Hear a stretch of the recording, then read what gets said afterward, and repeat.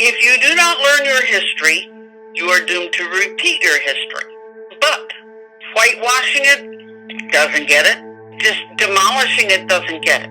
You have to address it head on, and this is what happened, this is what really happened, and this is what we need to do to keep it from happening or again or continuing to happen. The Supreme Court just gave Oklahoma, 2/3 of Oklahoma back to the Cherokee Indians, right, basically for control of tribal law because of a treaty from the 1800s. It's like, really? That's a good thing. They're not going to get their land back because it's already developed and so forth. But we have addressed it, and we addressed the Trail of Tears and the horrible things that Andrew Jackson did. right. Should we do away with his statue? No, we should post something that says, this man did these wonderful things in this event, but then he did these horrible things. we cannot allow these horrible things to ever occur again. That's my personal take on it, because if you just tear down the statue, what have you done? You've not taught anyone anything. Well, it's interesting because Pelosi, in a press conference, they asked her about, I think it was a Columbus statue in maybe Baltimore, that had been torn down and thrown into the harbor. And her take on it was something like, well, if people want it down, then I guess it'll come down, or people will do what they're going to do, or something like that. Do you think a comment like that plays into Trump's hands? Does that concern you? I think that she didn't think that through very well. I have looked at so many things in this. I'm in the South. I'm in the state where the stars and bars came from. Because that flag is not a Confederate flag. It was the flag of the Army of the Potomac. But it was hijacked by later generations to be the flag of the Confederacy. Should they burn it? Should they do away with it? Should they erase it from history? No. Should it go in a museum with a caveat, this was the battle flag of the Army of the Potomac? Yes. Same thing with all of these statues all over the place.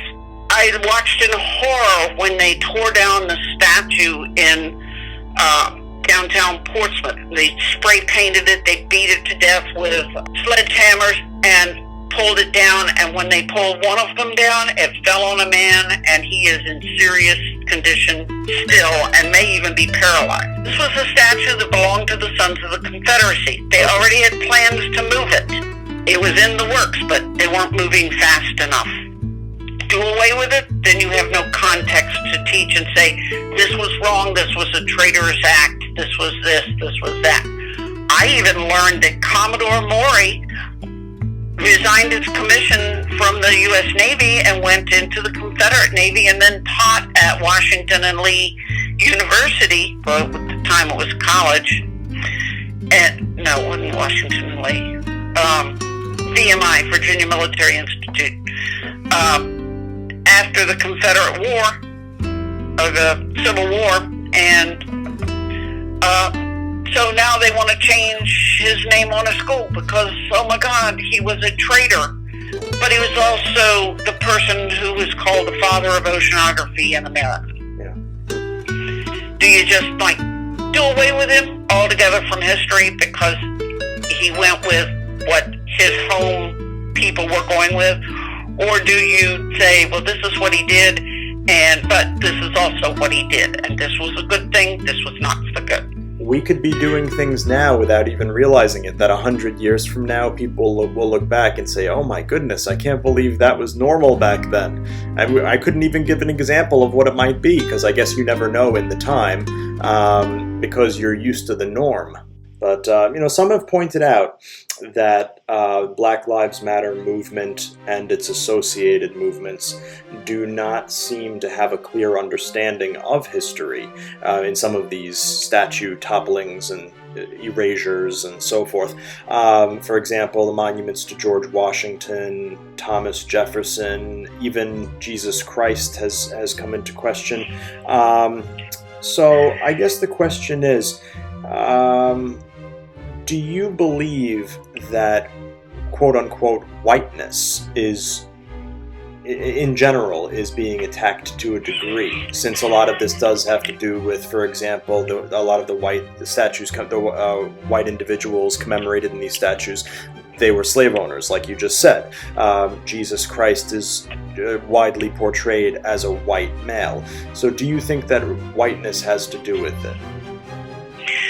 Well, the only statue first that I've heard of Jesus Christ that they want to take down is Jesus Christ of the Andes, which is in Brazil. We got no control over that, really. But as far as the Founding Fathers, they were living in a time where owning slaves was the norm for wealthy people and in order to carry on an agrarian society. Well, slavery's been going on since not long after Adam and Eve started populating the earth. But a lot of the slaves who were in the triangle trade system were sold into slavery by people from their own countries, rivaling tribes. That's not to say that it was a good thing. It wasn't. It was abominable. But to say that it's a thing about whiteness, I don't think so. I think it's a thing about we want to be treated like equal humans, like people who matter, people who have brains, who can think and do just as well as you, because just because you're white doesn't mean you've got it all. When I was in graduate school, one of my friends said, I am so sorry that you are having to struggle to make your tuition and that you're having to do food stamps in order to eat because you're in graduate school. And this was at Virginia Tech. He said, because I am here on a Ford scholarship, and it is solely because I am black that I have this scholarship. And I was like, okay, and that's supposed to mean something to me. I appreciate your concern about my financial situation, but I'm just glad you were able to come to school. I guess I was just raised differently. We lived on Navy bases, and I went to integrated schools before there was integration in the public schools, because base schools and base housing was all integrated. Yeah. After World War II, they started this integration of the military, and it was a good thing. So it taught me to be a little more cognizant of what my fellow human beings were going through. But are they attacking whiteness? I don't think so. I think they're just, those in the mainstream are saying, oh gee, we just want to be treated humanely, like humans who have rights. We want to be able to walk down the street with a glass of tea that we just bought and not be murdered on the street by the police. Absolutely. We just want to be able to go for a jog, go to the park and not be attacked by somebody who decides I don't have a right to cook out with my family in the park. Or I'm bird watching in Central Park and your dog's off the leash, but you're going to call the police on me because I said you need to put your dog on a leash. I just think that it's one of those things where you have to put yourself in those people's shoes, the other people, the people you're looking at, and treat them the way you want to be treated. Absolutely. And if you can't treat someone with that kind of respect, then you don't belong in the human race. I'm sorry. Yeah. Now, a criticism in some of the major cities has been that the mayors and even governors haven't stepped in to restore some law and order. That's been, like I said, a common criticism, as I'm sure you're aware. For example, the autonomous zone in Seattle and in New York, there's a lot going on as well, and many other major cities. Now, in these places, do you hold those mayors and governors responsible for allowing this to continue? I think, from my perspective, that a lot of these governors and mayors are simply at a loss as to how to tackle the issue without coming off like stormtroopers. Right. They're walking a very fine line. I absolutely adore the mayor of Atlanta. She does not hold back. Cuomo, my hero. De Blasio needs to take a step back, take a breath, and then go back and address it. He's actually right in there with them, and I find that very different. The mayors and governors are basically kind of reluctant to step in, and eventually the mayor of Seattle figured out how they needed to handle it, and they have taken care of that autonomous zone. it was not working. There is no utopia. There has to be laws, and there has to be people who can enforce the laws equitably without overstepping their authority. That's I guess right. that was a nice way of saying it, Yeah. without killing anyone. Yeah. Are they the problem? I think they're just afraid, and once they figure out a way to do it, they are stepping up and saying, oh, we can't do this. Unfortunately, the mayor of Atlanta and her children and her husband have all tested positive for coronavirus. So I wish her well, because I really think she has it on the ball. Defunding, even abolishing the police, is a serious conversation now. Some cities have even taken action in favor of defunding already. Where do you stand on that matter? Well, I really believe that defunding is the wrong word. And I do believe that reorganization, realignment are the right things, the ways to address it or talk about it, because they need to shift the money from buying military-grade weapons for the entire department to buying police cams that actually work. Yeah.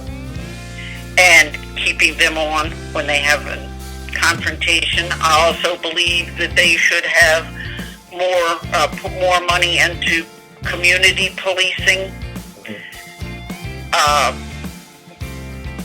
We found when we had in Portsmouth, when we had police community units within the police department, that they had better conversations with the kids and with the young adults that were having issues, and they were better able to deal with that. As soon as they pulled them out because of diverting funding elsewhere, they found out very rapidly that those communities deteriorated. Sure. I think you need more training in conflict mediation. You need more social workers who can respond, because if you have an instance where someone is mentally ill and they're acting out, do you need necessarily to have the police haul them off to jail as a technique of taking them out of the public? Or are you better off having someone who can talk them down and then get them to a facility where they can get treatment? These kinds of things, I think, rather than saying defund, is reorganize. And once again, a national database that says, hey, this guy put a chokehold on half the people he arrested. He's been fired. And then once that goes in there, any reputable HR department would say, we don't want this guy. Yeah. We do it with teachers. Yep. That's right. If you've got a bad egg teacher, that goes with you. Yeah. And you don't get jobs necessarily. I know I've interviewed a few and I went, no. We're not hiring her or him. No. You always get those oddball applications for sure in all industries. But the left often focuses on race. That is a major issue in today's world. A criticism, though, has been that maybe the left focuses on race too much. Do you think there's any truth to that?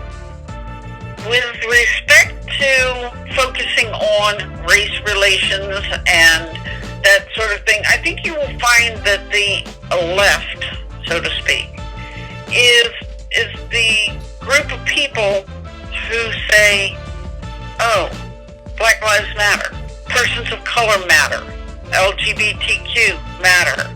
These are the people who identify with basically Christian morals that say, feed the hungry, heal the sick, take care of the less fortunate. And when they are looking at these groups of people, they're saying walk a mile in their shoes and then decide whether or not it's a bad thing.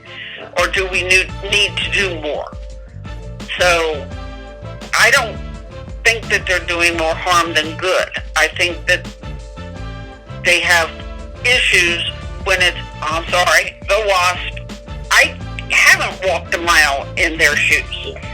I've taken care of quite a few. I have quite a few friends who are persons of other color. And I'm not just talking about blacks, I'm talking about persons of color. Right. My best friend and I pick at each other. He calls me a pasty white European, and I call him the Native American with a Scotsman in the woodpile. But we're friends. Yeah. We can do that. I could not go to another Native American or member of the First Nation and say that to them. No. Because that is not, they are not my best friend. Right. I've known my friend for since I was 14. Wow. So that's a whole lot of years. Yeah. 60 plus. So, you've got to have a context there. I have wonderful friends of all walks of life, all nationalities, and all races. Does that make me able to speak for them in that respect? Only in the respect that they just want to have a fair shake and be thought of as just as important as any other person in this country.